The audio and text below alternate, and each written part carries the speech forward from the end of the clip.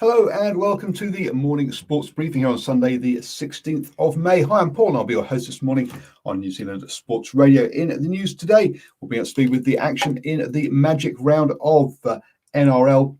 We've also got Super Rugby Trans-Tasman action in the rugby, as well as A-League for the football, and over in the basketball, NBA, NBL and Sal's NBL results for you. Over in Italy, we've got the Giro d'Italia still continuing, and for the golf, the PGA and the European Tour ahead of the next major coming up next weekend. This is your best way to start the day up to speed with all of the important sports news. And looking at grassroots sports very quickly, I was at Waihi Bees yesterday, so you can catch those post-match interviews on New Zealand Sports Radio Facebook page. And today I will be heading down to Papamoa Football Club against Central United for the first round of the Kate Shepherd Cup, which is New Zealand's women's football equivalent to the FA Cup over in the UK. So Papamoa Football Club against Central United. I'll be bringing you some post-match reaction and reports from that game. Moving on then to the sort of professional sport, and over at the Giro d'Italia, we ended up with Victor Lalfe from Cofidis won the stage from the breakaway in there. The 25-year-old Frenchman winning that one. Attila Valter, the overall leader of the race for Groupama FDJ, finished in the peloton of about 26 riders of the reduced peloton that reached the finish. No major changes to the major competitors or major contenders for overall victory in the race there. Moving on then to the basketball, and over in the NBA, we're getting towards finals time, and with that, with the play-in games, which I guess is a bit like playoffs for the finals, starting early next week. Over some of the key results from yesterday.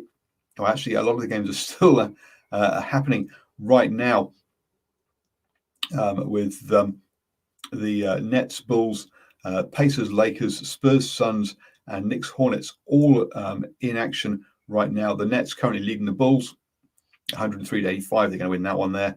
The Lakers 105-94 ahead of the Pacers. The Spurs and Suns are low scoring. Just in the second quarter there, with the Suns leading 66-47. And the Hornets looking good against the Knicks, 101-99. Oh, just close on that one, actually. So live action as we speak. We'll be up to speed with those results tomorrow. How's the table looking? Over in the Eastern Conference, we know who is in the playoffs and the play-in positions. A couple of the order might change, though, but already getting their playoff positions. The 76ers, the Nets, Bucks, Hawks, Heat, and Knicks, with the Celtics, Hornets, Pacers, and Wizards will be playing off for the final two places in the finals. Over on the Western side, and it's nearly as well decided there, with the Jazz, Suns, Nuggets, Clippers, and Mavericks getting those automatic finals places. The Lakers and the Trailblazers fighting it out for the final one there, the one of those will join the Warriors, Grizzlies, and Spurs in the playoffs for those finals. Sticking in the States, and can look at the PGA, and we had the AT&T Byron Nelson tournament this weekend. It's the third round is live, with Burns leading the way at 17 under par, 2 shots clear of the chasing group. Unfortunately, both Wilkinson and Danny Lee missed the cut for this one. Over on the European Tour, it was the British Masters, and that is finished now, with Bland of England winning a playoff there ahead of Migilzina from Italy. Sorry about butchering that pronunciation. We had Josh Geary from New Zealand was involved in this one, and he finished at 1 over par in tied 62nd place. So well done to him, making the weekend action in that one. LPGA taking a break this weekend. Moving back then to the basketball and moving over to Australia for the NBL.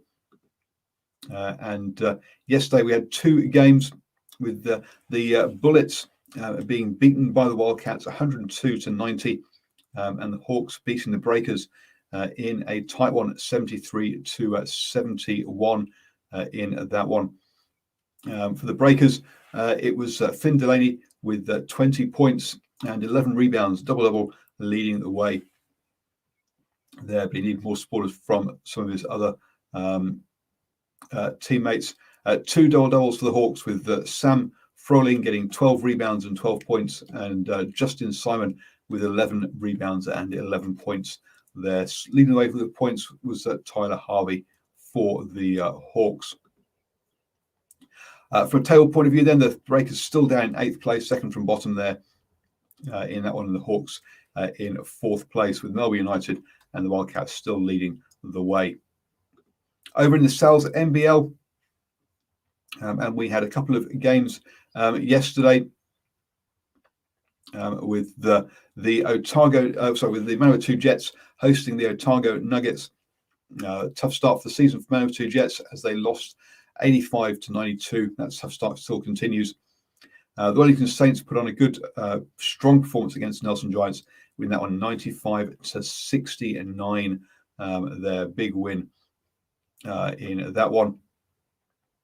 Looking at the table then, and that sees Wellington Saints still with that perfect record of 4 wins from 4 games, top of the table, followed by the Auckland Huskies and the Otago Nuggets there. Down towards the bottom, and Manawatu Jets and the Taranaki Mountaineers both still looking for their first win of the season. Looking at the rugby then, and it was Super Rugby Trans-Tasman, and after the New Zealand sides won the first 2 games comfortably, we had a tight one between the Crusaders and the Brumbies. The Crusaders getting an early try, but the Brumbies trailing 19-7 at half-time, but the Brumbies would not go away and fought their way back into it in the second half. It finished 31-29. Lolosio with a conversion at the death to draw the game and missed it, unfortunately, for the Brumbies. So real good showing there by the Brumbies to fight back into that one. 2000 was the last time the Brumbies won in Christchurch, showing how difficult this was going to be for them. That was followed up by a bit of a blowout in Melbourne as the Rebels were down 3-50 by the Blues. It really blew out in the second half there with Satutu and Akiriwani both picking up a couple of tries in the second half. This really backs up the Rebels' issue with scoring tries, being the lowest try scorers in Super Rugby AU. We then had the Force versus the Chiefs, and early on it looked like the Chiefs could, they got an early try, and you thought, oh, well, this one could go that way as well. But the Force showed that what they've been doing all season in Super Rugby AU, of just scrapping it out and keeping really in touch. Again, they also had the chance, had a late score, and had the chance to actually win the game with the final conversion of the game, but that was missed, meaning that the Chiefs came out on top just 19-20, a real tight one there. So yes, the Kiwi sides won all 5 of the opening round of Super Rugby Trans-Tasman, but a couple of them going right down to the wire there in the in games yesterday. Finally, then we have the NRL, and it's say magic round there in that one, and something has gone wrong with the website, unfortunately. So I don't have the Bulls versus the Raiders score. The Sharks, though, lost to the Rabbitohs 32-22, and the Roosters beat the Cowboys 30-16 in that one. Looking at the table, then Rabbitohs sitting in third place currently, with after that win, the Roosters in fifth. I'll just try and get that last result for you in the NRL, if I can just pick it up. And sorry, it's not going to be. I can't find it very quickly. So unfortunately, there we go. So the Bulldogs versus the Raiders was actually a tight one, finishing 18-20. The Raiders getting the win there in that one. That sees the Raiders in 10th place with three more games coming up today. First up, the Warriors versus the Eels. That's at 3:50 kickoff, followed by the Storm Dragons at 6:05, and the Titans Panthers will finish off the round at 8:25 p.m. today. You've now started the day the best way with all the important sports news. Don't forget to join us at 8 p.m. this evening. We'll be reviewing all of the Super Rugby action in our Super Rugby review show. And as I say, I will be at the Kate Shepherd Cup action for some grassroots football today. So do keep it all here at New Zealand Sports Radio.